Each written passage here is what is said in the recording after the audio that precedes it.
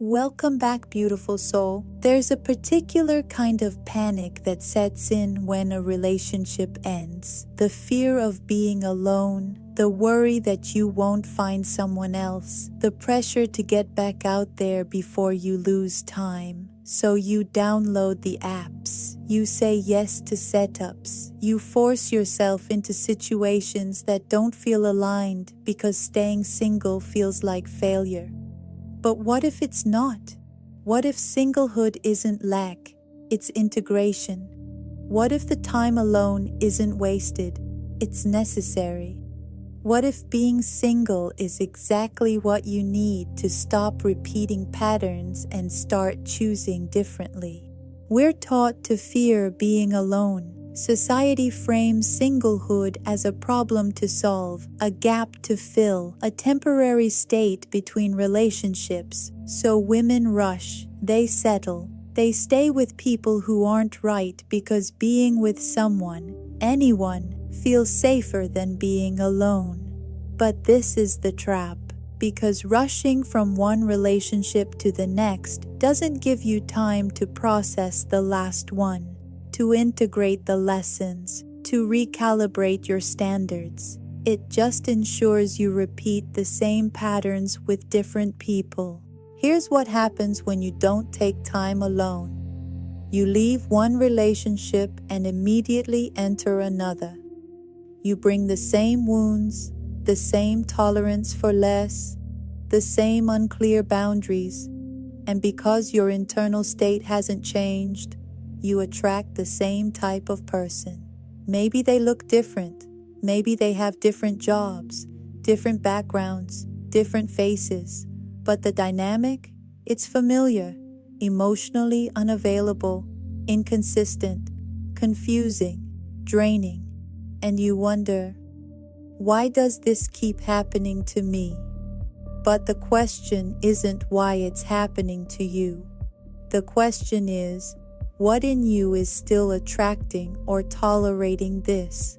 Singlehood is recalibration. It's the space where you step back from the pattern and examine what's been driving it. It's where you ask, what have I been tolerating that I shouldn't? What do I actually need in a partner versus what I've been accepting? What wounds am I trying to heal through relationships instead of addressing directly? What red flags have I been ignoring? This isn't about blaming yourself. It's about becoming honest with yourself. Because if you don't understand why you kept choosing what didn't work, you'll keep choosing it, just in a different package.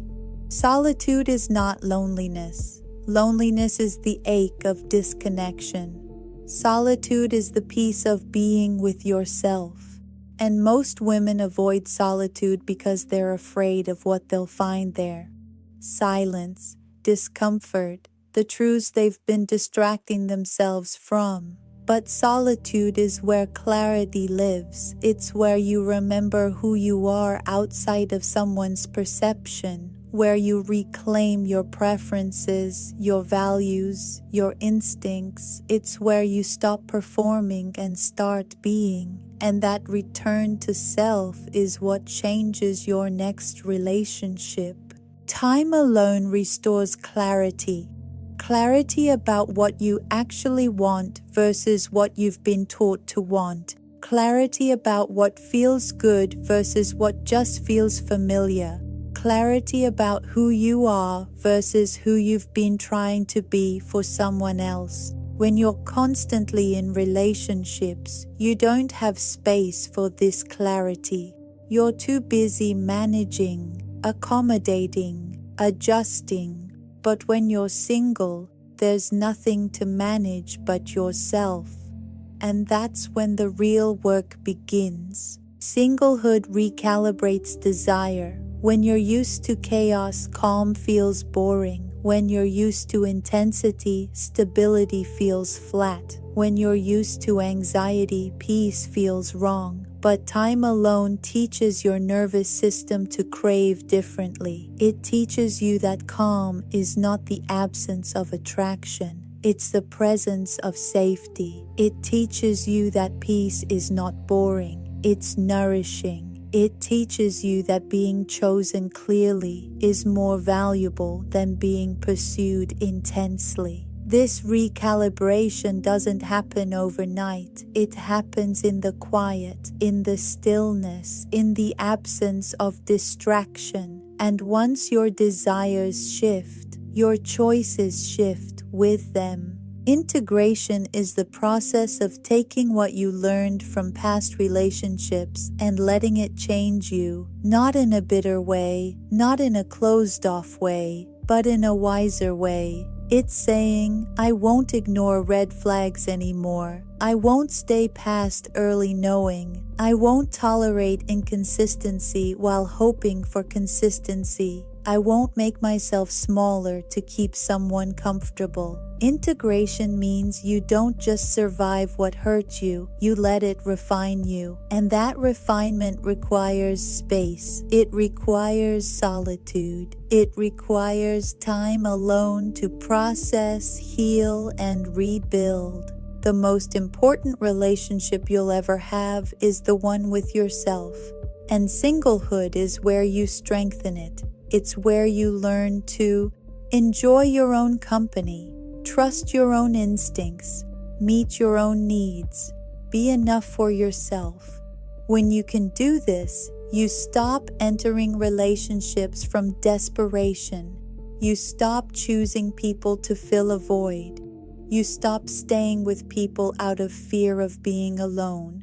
You stop tolerating less because something is better than nothing. You start choosing from fullness instead of lack. And that changes the quality of who you attract and what you accept. There's no right timeline for how long you should be single. Some women need months. Some need years.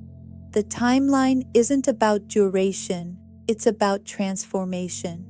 You're ready to date again when you've processed the last relationship without bitterness. You've identified the patterns you're no longer willing to repeat. You've recalibrated your standards and know what you need. You've developed the self-trust to leave early when things don't align. You're genuinely content alone and open to partnership, not desperate for it.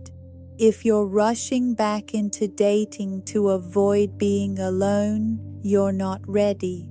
But if you're dating because you're curious, open, and grounded, that's different. You're allowed to be single. You're allowed to not be looking. You're allowed to prioritize yourself over partnering. You're allowed to take years if that's what you need. Your worth is not determined by your relationship status. Your timeline is not dictated by societal pressure. Your readiness is not measured by other people's opinions. Singlehood is not a problem to solve. It's a phase to honor. Singlehood is not lack. It's integration. It's recalibration. It's the space where you stop repeating what didn't work and start choosing differently. Solitude restores clarity. Time alone recalibrates desire. Singlehood teaches you who you are outside of someone's perception. And when you use this time well, and when you heal, reflect, and rebuild, you don't just become ready for a relationship.